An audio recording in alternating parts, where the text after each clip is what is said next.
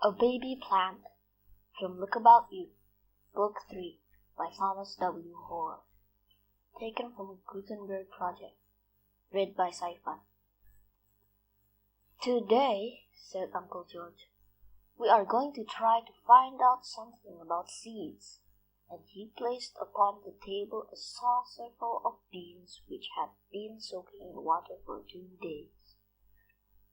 First, let us look at the seeds as they are when we get them from the shop, he said, laying a handful of hard, wrinkled beans upon the table. They are as hard as stones, and very much smaller than those we soaked, said Frank. Yes, that is one thing we have learned about them already. Seeds take in water and swell greatly, as he spoke. Uncle George gave Frank, Tom, and Dolly each a small knife and a needle mounted in a handle. He then laid a small magnifying glass on the table. Take a soaked bean and look at it well, he said. First we will look at the outside of it, then we will see what it has inside. My bean is covered all over with a smooth skin, said Dolly. And there is a long black mark on one side of it, Tom added. Come on, Frank, said his uncle. Haven't you got something to say? It is sort of kidney-shaped, said Frank. Nothing more? Frank shook his skin. Squeeze it, said Uncle George, and tell me what you see. Oh, there is water oozing out of a little hole at the end of the black mark, said Frank. That shows us that the seed is not quite covered by its skin, said their uncle. That little hole is there to allow a tiny root to grow out.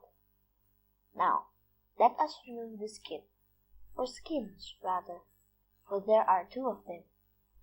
Begin as far away from the black mark as you can. You see that the outer skin is tough like leather, while the inner one is soft and silky. Now, if you pull the skins off gently, you will find something like a stout little root pointing towards the little hole you have already noticed. If you look at the edge of the seed, you will notice a thin line or crack.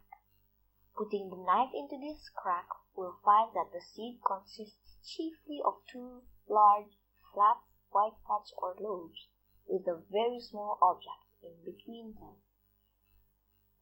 Let us remove one of these white masses and have a look at the small object with glasses.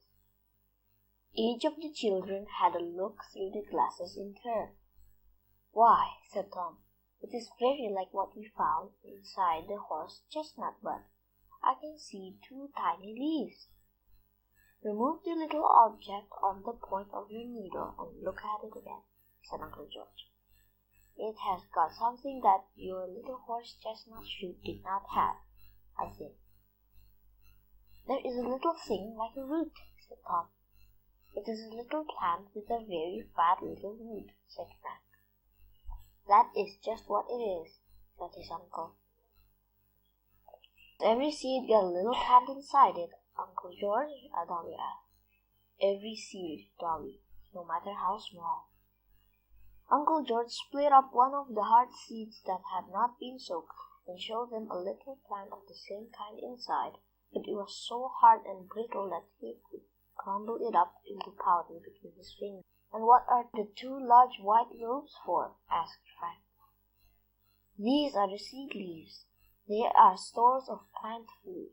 The young plant is fed by these until its root grows far down into the soil and its shoot grows high up into the air, until it is old enough and strong enough to find food for itself, in fact. In the bud, the little shoot is fed by the sap of the mother plant. Here in the seed, we have a baby plant wrapped up in 2 coats, one thick and leathery, and the other soft and warm. And in place of a large feeding bottle, there are 2 huge masses of plant food wrapped up with it. "Why do we put seeds in the ground to make them grow?" asked Frank. "A seed requires 3 things to make it grow. These 3 things are water, air, and warmth. We can grow seeds without soil at all if we give them these 3 things. And if either water, air, or warmth be wanting, your seeds cannot grow." "That is why seeds won't grow outside in winter, then," said Frank. "That is the reason," his uncle answered. "In winter there is not enough heat to make seeds grow. If you sow seeds in a pot of dry soil in summer, and do not give them water, they will not grow." "I think a seed is a most wonderful thing," said Tom. "It is," said Uncle George. "Wonderful indeed. The most wonderful thing about it is that there is life in it, sleeping life, waiting these 3 things I have told you about.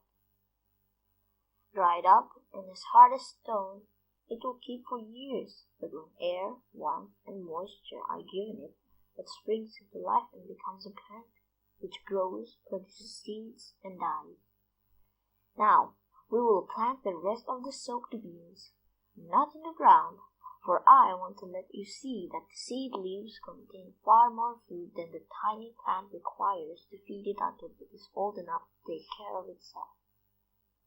We will plant these seeds in damp sawdust, from which they can get no food. We will see that they get water, air, and warmth, but no food, what is in the big seed leaves."